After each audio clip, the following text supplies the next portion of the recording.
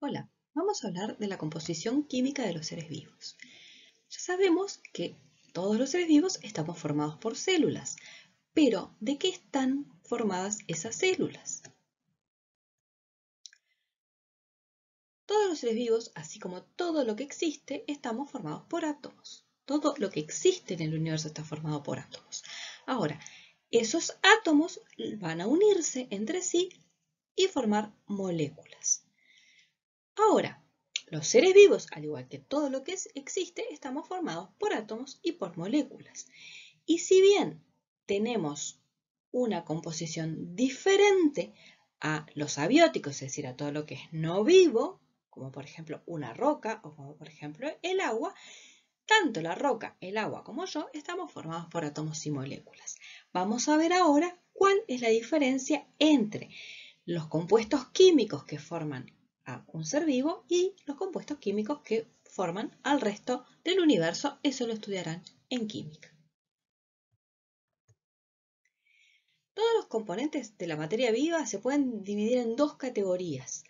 Los inorgánicos, ¿sí? ¿Qué son los inorgánicos? Son los compuestos que pueden o no tener carbono, pero el carbono no es esencial para su composición. Generalmente son compuestos pequeños, moléculas pequeñas formadas por 2 o 3 átomos y con pocos elementos, ¿sí? Entonces, dentro de los compuestos inorgánicos tenemos, por ejemplo, el agua o, por ejemplo, las sales o los ácidos simples. Las sales como el cloruro de sodio que utilizamos para darle sabor a la comida o un ácido simple como puede ser el ácido clorhídrico. De estos inorgánicos, es decir, los compuestos simples y que no tienen el elemento principal, no tienen como protagonista el carbono, vamos a estudiar el agua. Ahora, además de compuestos inorgánicos, también existen en la naturaleza los compuestos orgánicos. Los orgánicos son los que tienen al carbono como su principal componente y unos enlaces entre el átomo de carbono y el átomo de hidrógeno que se llaman enlaces covalentes. Dentro de los orgánicos, que hay unos cuantos y los seres vivos tenemos muchísimos, vamos a estudiar los glúcidos, los lípidos y las proteínas.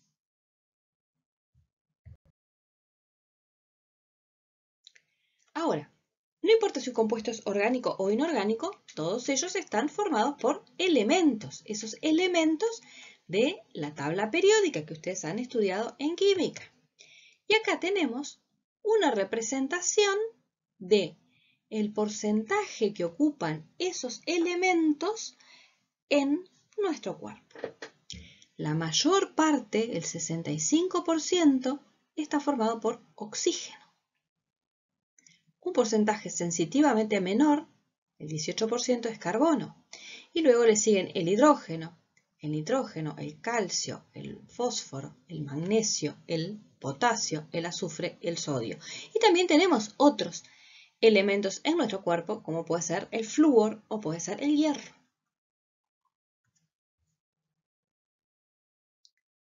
Acá tenemos una lista de los principales elementos que forman la materia viva, es decir, los elementos que componen químicamente a la materia de la que estamos constituidos los seres vivos.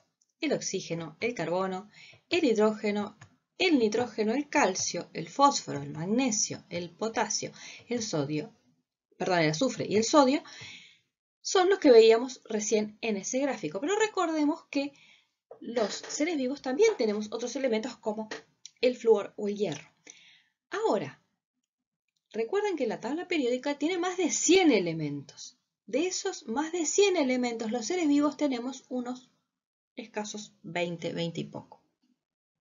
Es decir que los seres vivos tenemos menos elementos que el resto del universo, ¿sí? Si de los elementos conocidos, los seres vivos tenemos unos pocos. Un porcentaje bastante poco de esa tabla periódica de elementos.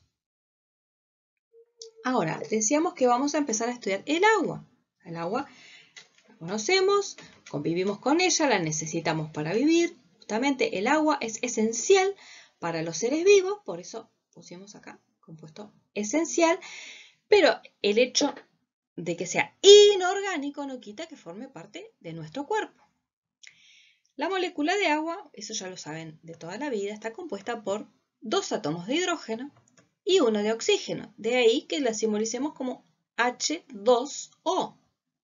H de hidrógeno, 2, el 2 pequeñito que va a indicar el número de átomos de hidrógeno, y un átomo de oxígeno, no se le pone el número 1, simplemente se deja la letra O. Es el principal componente de todos los seres vivos y ocupa entre un 60 y un 90% de nuestro cuerpo, o incluso un poquito más, depende de la especie. Acá estamos hablando de cualquier ser vivo, de todos los seres vivos que existen, desde una arquea, una bacteria, un alga, un hongo, un protozoario, una planta o un animal. Todos los seres vivos tenemos agua en nuestra composición, ¿sí? Estamos formados en un porcentaje altísimo por agua. ¿Por qué? Porque el agua va a cumplir muchísimas funciones en nuestro cuerpo, ¿sí? Por ejemplo, el agua es el principal solvente, ¿sí? Las sales minerales, por ejemplo, se disuelven en el agua. Por eso, cuando le ponemos sal al agua en la que vamos a hervir los fideos, por ejemplo, o la polenta, la sal inmediatamente se disuelve. La sal es cloruro de sodio e inmediatamente se disuelve en el agua. Pasa también cuando ponemos otros compuestos. En vez de un inorgánico, puede ser un orgánico como el azúcar, le pones azúcar al agua y se disuelve. Entonces, es importante que los compuestos se disuelvan en el agua porque eso va a permitir que fluyan dentro de la célula o dentro del organismo. Piensen que la savia que circula por las plantas o la sangre que circula por nuestro cuerpo tiene un montón de compuestos que van disueltos, ¿sí? En el agua, lo que hace posible que la sangre circule, la savia circule y que no queden elementos sólidos que harían muy difícil la circulación. Otra función que cumple el agua es la termorregulación, es decir, la regulación de la temperatura corporal. Nosotros somos mamíferos. Los mamíferos tenemos temperatura corporal constante, es decir, que no depende de la temperatura ambiental. El hecho de que nuestro cuerpo tenga un porcentaje muy alto de agua ayuda a que esa temperatura se regule. Otra función que cumple el agua es la lubricación. En este momento que yo estoy hablando sin parar, necesito que mi cavidad bucal esté lubricada y mi lengua también, y eso lo hace la saliva, que básicamente es agua. El líquido sinovial de las articulaciones que nos permite que las articulaciones móviles, ¿sí? Se muevan sin que haya desgaste entre los huesos, también es agua. El agua también participa en reacciones químicas, ¿sí? Muchas reacciones químicas que ocurren dentro de la célula están mediadas por el agua, es decir, que va a intervenir allí en esas reacciones químicas. Actúa como amortiguador. El agua amortigua, por ejemplo. El líquido cefalorraquídeo, ¿se acuerdan de haber estudiado en segundo?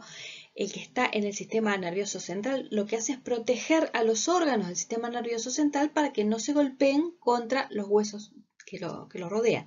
Por ejemplo, el cerebro o el cerebelo, es decir, los órganos del encéfalo, están envueltos por unas membranas y además tienen una cantidad importante de líquido cefalorraquídeo que impide que ese cerebro se golpee contra las paredes del cráneo. ¿Sí? Si no, cada vez que digo que no, que digo que sí, se me golpearía el cerebro contra el cráneo. Eso no ocurre porque el líquido cefalorraquídeo actúa como amortiguador. El líquido cefalorraquídeo, en su mayor parte de su composición, es agua.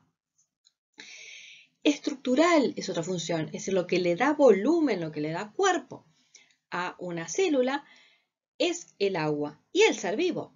Piensen, por ejemplo, en una uva.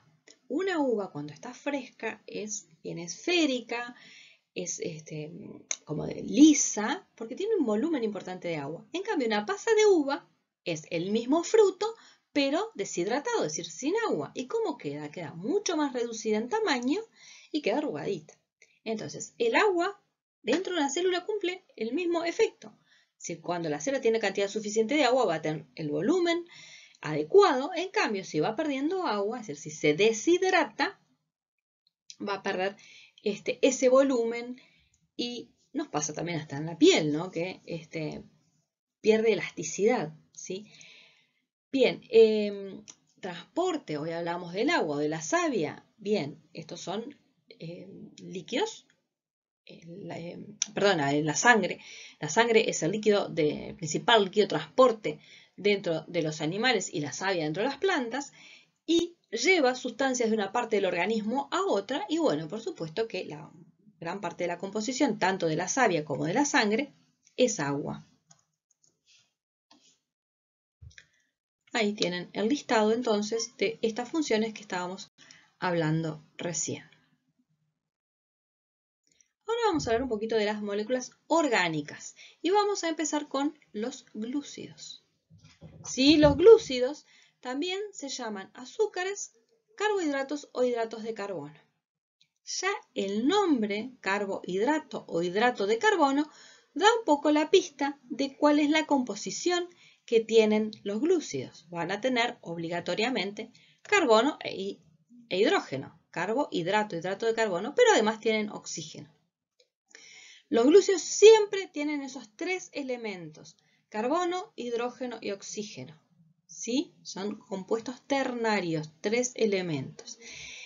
Bien, y son los principales compuestos energéticos de los seres vivos. Los seres vivos necesitamos energía para vivir, para cumplir nuestros procesos.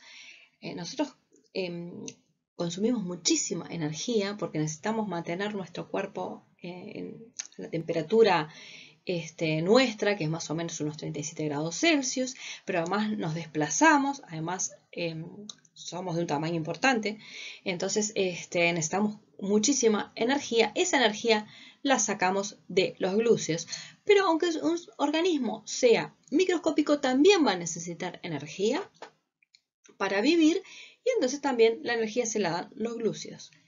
Bueno, los glúcidos son en gran parte solubles en agua, ¿sí? No todos los glúcidos son solubles en agua, pero sí la mayoría de los glúcidos son solubles en agua, y el nombre azúcares es incorrecto porque viene de que algunos tienen sabor dulce, pero no todos los glúcidos son dulces, como vamos a ver ahora en algunos ejemplos de glúcidos que conocemos y que comemos habitualmente y que no son dulces.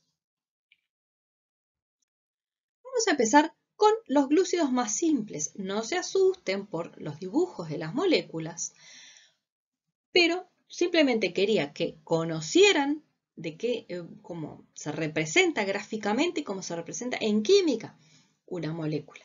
En este caso ven que no aparece la letra C de carbono, excepto acá. ¿Por qué? Porque la letra C acá, como se sabe que esto es un glúcido, se sabe que cada ángulo es una letra C de carbono. Acá sí, en esta otra representación de otro glúcido diferente, aparecen entonces los carbonos uno por uno. Bueno, en este caso tenemos a los glúcidos más sencillos, los glúcidos más simples, que están formados por una única molécula, ¿sí? De una molécula con un montón de átomos, pero es una única molécula, un único anillo. Entonces estos son los monosacáridos, así se llama a estos glúcidos.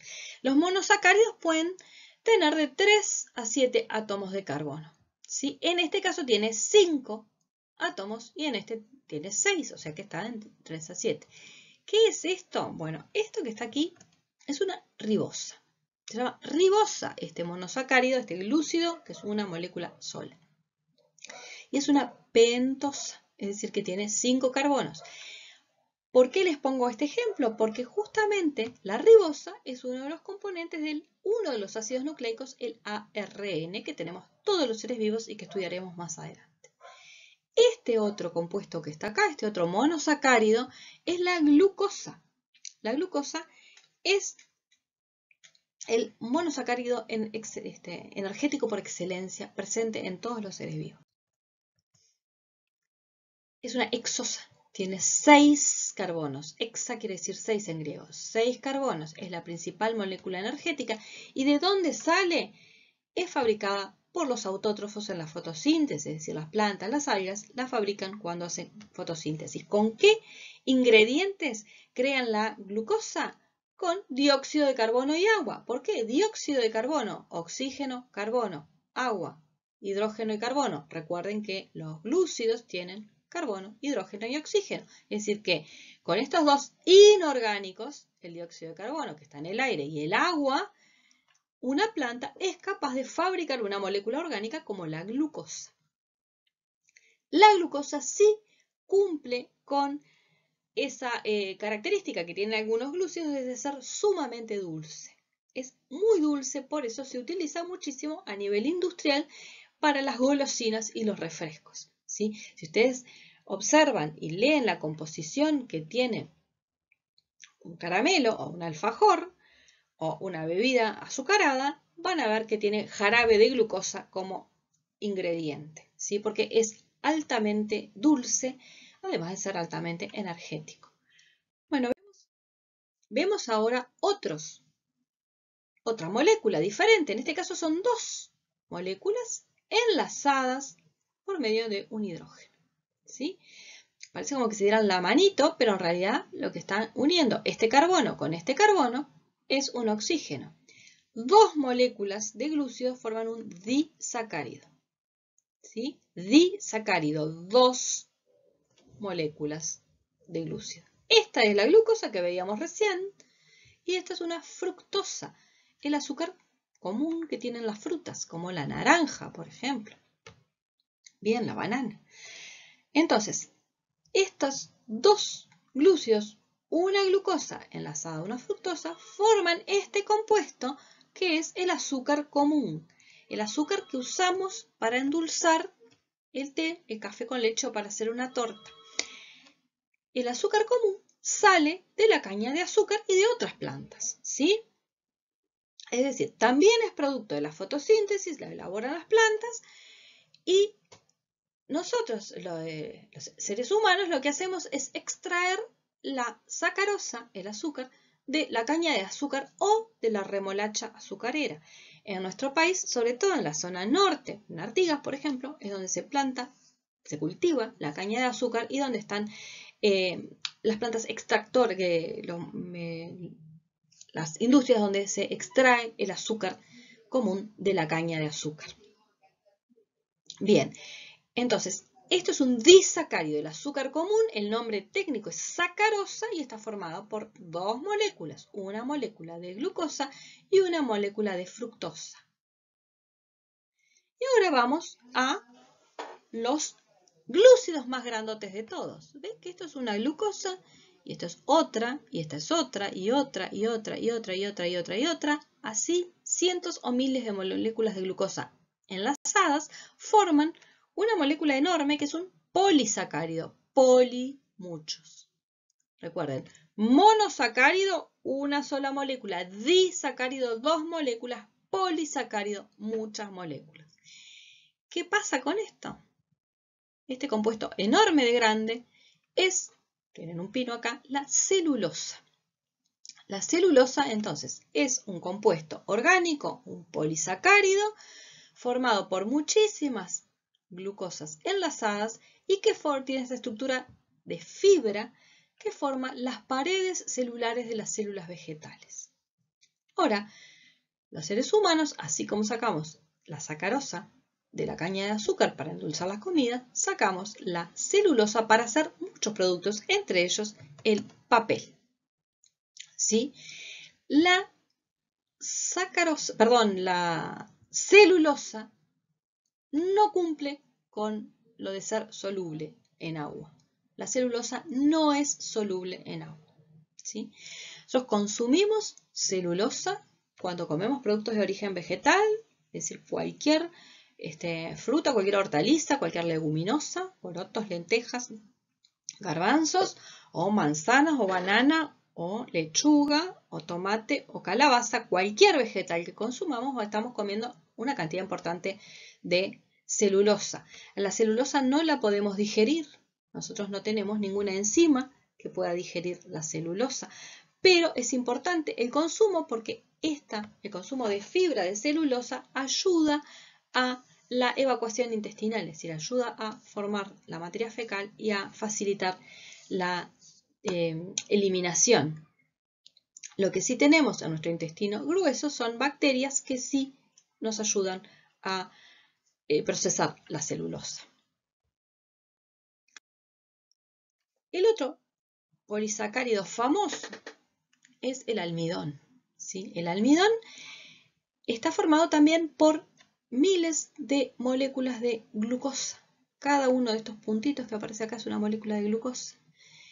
Es una molécula enorme de grande y en este caso no cumple con el hecho de ser dulce. El almidón lo consumimos diariamente en muchísimos alimentos. ¿Y por qué lo consumimos? Además de que porque es riquísimo, porque es altamente energético. No es rico en sí mismo, es decir, comer almidón así no es rico, pero sí los alimentos que contienen almidón, ¿sí? El trigo, donde sacamos harina para hacer pan o tortas o galletitas, pizza, el arroz, la polenta, los porotos, las papas.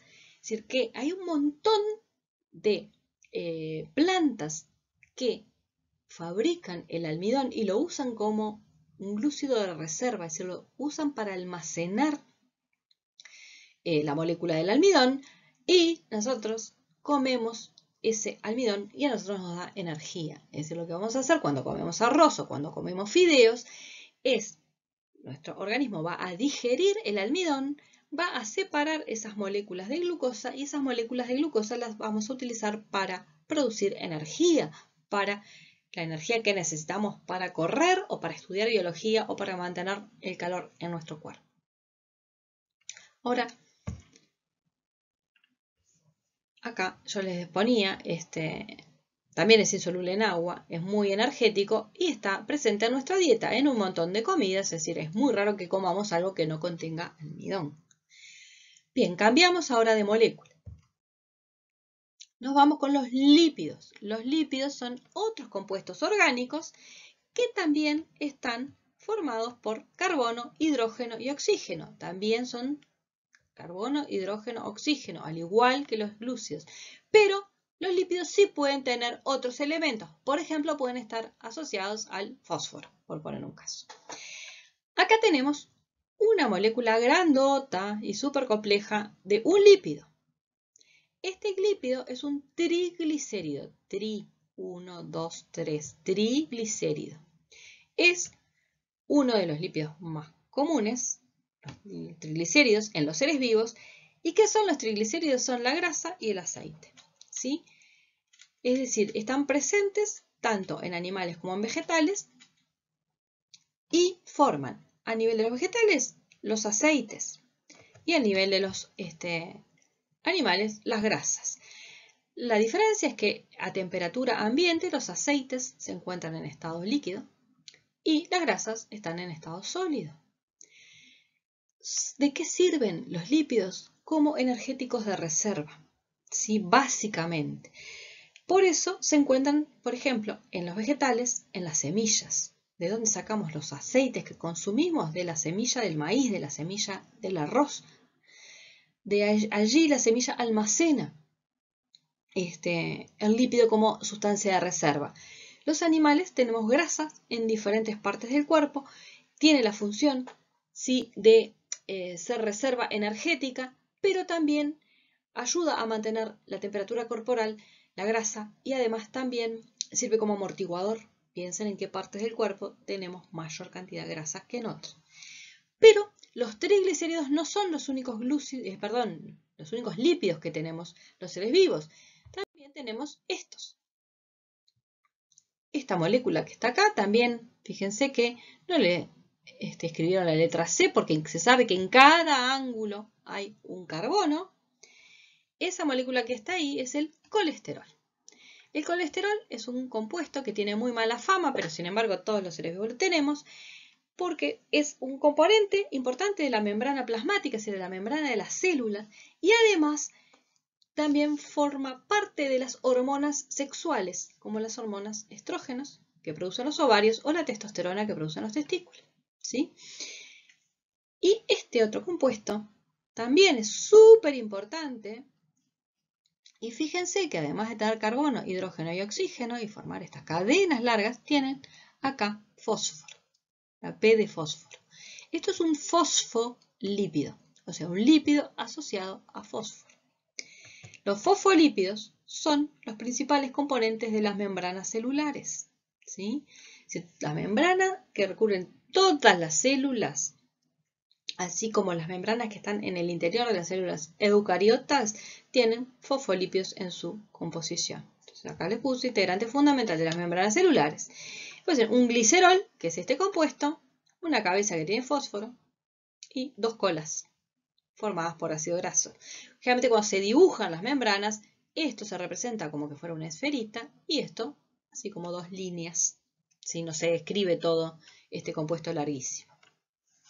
Entonces, los lípidos, compuestos básicamente por carbono, hidrógeno y oxígeno, pero algunos pueden tener otros elementos como por ejemplo el fósforo. Son componentes de reserva energética, ¿sí? Es decir, los glúcidos nos dan energía enseguida, los lípidos los reservamos como reserva energética para cuando no hay, para echar mano cuando está faltando algún alimento. Pero además, los lípidos no solo son compuestos de reserva energética, sino que también forman parte, por ejemplo, de las membranas plasmáticas o también de hormonas o de otros compuestos que hay en los organismos de los seres vivos. Y vamos a terminar con las proteínas, también llamadas próteos. En este caso, además de carbono, hidrógeno y oxígeno, se le va a agregar el nitrógeno.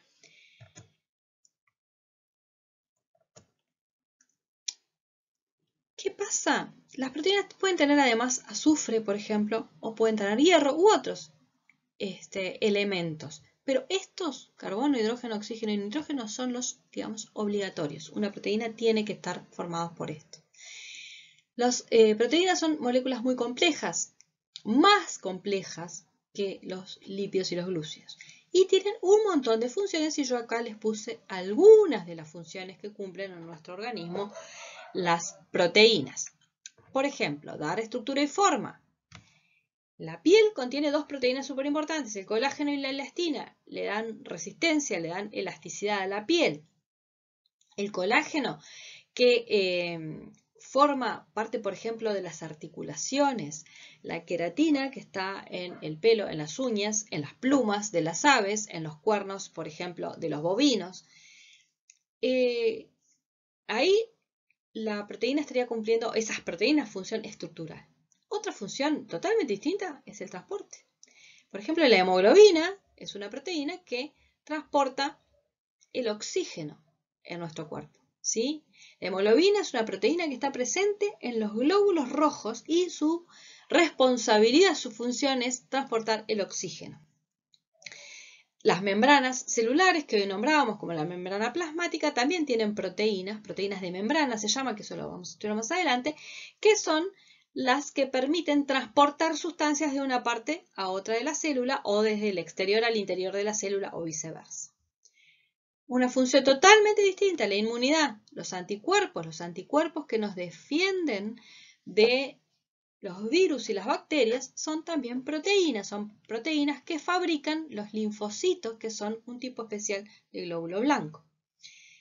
La contracción y el movimiento, los músculos esqueléticos, los músculos estriados de contracción voluntaria, es decir, que puedo hacer esto, por ejemplo. Esto es voluntario, yo muevo, contraigo la mano, pongo el puño y le extiendo. Eso porque los músculos de mi mano tienen esas dos proteínas que son la actina y la miosina que les permiten justamente a las células musculares acortarse y de ese modo formar el movimiento, la contracción muscular. Las enzimas son unos compuestos, también son proteínas que están en todas las células de todos los seres vivos, porque lo que van a hacer es acelerar reacciones químicas, es decir, reacciones químicas que en la naturaleza se producirían de forma muy lenta, lo que hacen las enzimas es acelerar el proceso. Las enzimas que ustedes probablemente alguna vez oyeron nombrar son las enzimas digestivas, es decir, las que están en la saliva, en el jugo gástrico, en el jugo pancreático, en el jugo intestinal y que se encargan de digerir a los alimentos. Otra proteína que es el fibrinógeno, puede tener la función de la coagulación. Es decir, cuando se rompe un vaso sanguíneo y empieza a fluir la sangre, va a iniciarse el proceso de coagulación y para ello tenemos esas proteínas que va a hacer una especie de red que va a tratar de sellar la herida, ¿sí? Y allí las plaquetas, que son las células responsables de la coagulación, van a formar el trombo que después va a ser el coágulo. Entonces ahí tenemos una función totalmente distinta que las hace también una proteína que es el fibrinógeno. Después, hay un montón de procesos, es decir, de funciones y de cuestiones que ocurren adentro de las células o adentro de nuestro cuerpo que están regulados por proteínas, como por ejemplo las hormonas. ¿Sí? Las hormonas como la insulina, ¿sí? Que es la responsable de mantener el adecuado nivel de la glucosa en nuestro organismo. Esa glucosa que consumimos porque nos da energía está regulada por una hormona que es la insulina que produce el páncreas. O la hormona del crecimiento, la somatotropina, eso también es una proteína. Después, los receptores que captan señales, ¿sí? Sonidos, olores, frío, calor, dolor, aroma, sabor. Los receptores también son compuestos químicos de tipo proteína. Es decir, que las proteínas tanto son el pelo como la hemoglobina, como un receptor de presión o de frío o de calor, como una hormona, como me permiten moverme. Es decir, que en un organismo, y en este caso nuestro organismo, las proteínas cumplen muchísimas funciones. Es decir, que las proteínas van a tener distintas tareas y también distinta composición, ¿sí? De estructura, que ahora vamos a ver brevemente. Bueno, básicamente las proteínas están formadas por cadenas de unos compuestos que se llaman aminoácidos. Estos son 3 aminoácidos, ¿sí? Que tenemos. Hay unos 20 aminoácidos.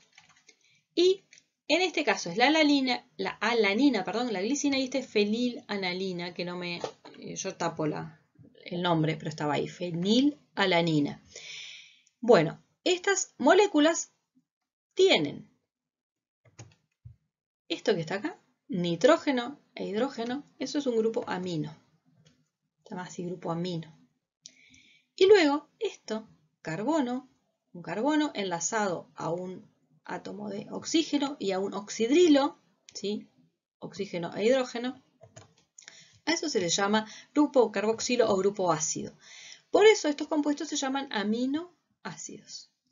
No importa esto de la composición, de cómo es, los aminoácidos siempre tienen eso, el grupo amino y el grupo carboxilo, ¿sí? Siempre la misma estructura, y después el resto de la molécula puede ser diferente. Hay unos 20 aminoácidos diferentes, y lo que va a pasar es que se van a enlazar por una forma de enlace que se llama enlace peptídico y van a formar largas cadenas de aminoácidos. Entonces, básicamente, una proteína es una larga cadena de aminoácidos. Y acá les puse que los aminoácidos se unen mediante enlaces peptídicos. Peptídicos se llama. También por eso se les puede llamar a esas cadenas polipéptidos. Bueno, acá tendríamos representado como esa cadena de aminoácidos. Fíjense que parece como un collar de perlas donde cada perlita sería un aminoácido. ¿Sí? Esos aminoácidos pueden repetirse, pueden ser diferentes y eso va a dar, según cuáles sean los aminoácidos, el orden, la secuencia y la longitud de la cadena, que una proteína sea una u otra. Es decir, que sea colágeno de la piel o que sea queratina del pelo o que sea la insulina. Bueno, esto se llama nivel primario. Simplemente es la cadena de aminoácidos enlazados por enlaces peptídicos. Ahora, esa cadena tiene la posibilidad de formar una hélice, ¿sí? Como un tirabuzón, o replegarse de esta manera. Esa es una de las posibilidades. Esta es la estructura primaria. Esta se llama estructura secundaria cuando ya es más compleja, ¿sí? La estructura. Luego, esto se puede replegar sobre sí mismo, es decir, como enredarse sobre sí mismo, y adquiere una estructura tridimensional. Eso es la estructura terciaria. Y hay proteínas, las proteínas más grandes tienen estructura cuaternaria, en donde son 2 o más cadenas de aminoácidos. Es decir, que esta cadenita simple, no tan simple, pero bueno, sí, puede replegarse sobre sí misma, formando la estructura secundaria, que a su vez se va a enredar, a formar una estructura tridimensional, y a su vez puede enlazarse con otra, con 2 o más cadenas, para formar una gran proteína. ¿Sí? Es decir, que estas proteínas que tenemos en las células, cumpliendo distintos procesos químicos, o tenemos formando parte de los tejidos o de los órganos, o recibiendo señales, o enviando mensajes químicos, o trasladando sustancias, pueden tener esta estructura. ¿Sí? La estructura cuaternaria, o a veces esta, la terciaria. Acá lo tenemos en color. También cada bolita, cada perlita es un aminoácido, la estructura primaria. Luego se pueden replegar, ¿sí? Esto por química, no es que venga nadie a doblar como que fuera un alambre, ¿no? Entonces hay enlaces químicos. Una estructura terciaria y acá una molécula grandota, una estructura cuaternaria, una combinación de 2 o más cadenas de aminoácidos. Y acá tenemos como ejemplo de una proteína de las grandotas, de las más complejas, la hemoglobina. Recordemos que la hemoglobina es la proteína que se encuentra dentro del glóbulo rojo y que es la responsable de transportar el oxígeno. Si nosotros respiramos, el oxígeno ingresa a los pulmones, de los pulmones pasa a la sangre y son los glóbulos rojos los que atrapan el oxígeno y lo llevan hacia todas y cada una de las células de nuestro cuerpo, que son las que necesitan el oxígeno para producir energía. Y bueno, esa hemoglobina es la proteína responsable de esto, porque está dentro del glóbulo rojo y esa hemoglobina grandota se va a enlazar con el oxígeno que respiramos para formar lo que se llama oxihemoglobina y de allí dirigirse a todas las células circulando por nuestro cuerpo. Entonces, resumido, tenemos los seres vivos compuestos inorgánicos, es decir, que pueden o no tener carbono, pero en general, si tienen carbono, no lo tienen enlazado con el enlace covalente con el hidrógeno. Los compuestos inorgánicos son generalmente moléculas de pequeño tamaño y son simples, tienen un par de elementos, nada más, y 2 o 3 átomos. Y de los inorgánicos, el que estudiamos es el agua. El agua cumple muchísimas funciones en el organismo de los seres vivos. Ahora, los seres vivos también tenemos compuestos orgánicos. Orgánico, que tiene el carbono como protagonista, y el carbono enlazado con hidrógeno en unos enlaces que se llaman covalentes. De esos estudiamos estos 3. Los glúcidos, carbono, hidrógeno y oxígeno. Compuestos básicamente energéticos. Puede haber monosacáridos, disacáridos o polisacáridos. Luego los lípidos.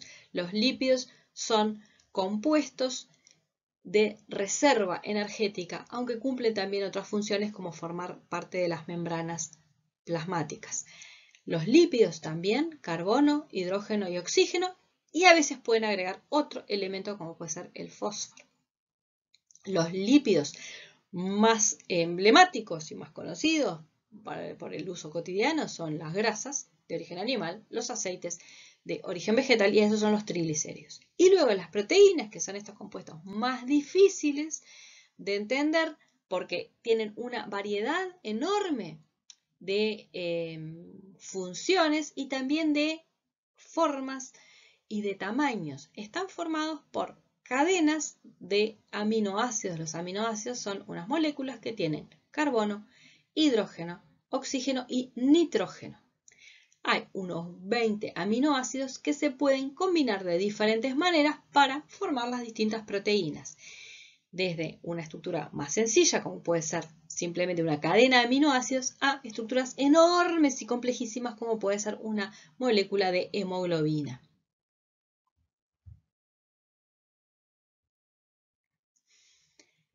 Las proteínas se crean en los ribosomas, es decir, que las fabrican los ribosomas de las células, tanto sea célula eucariota como célula procariota.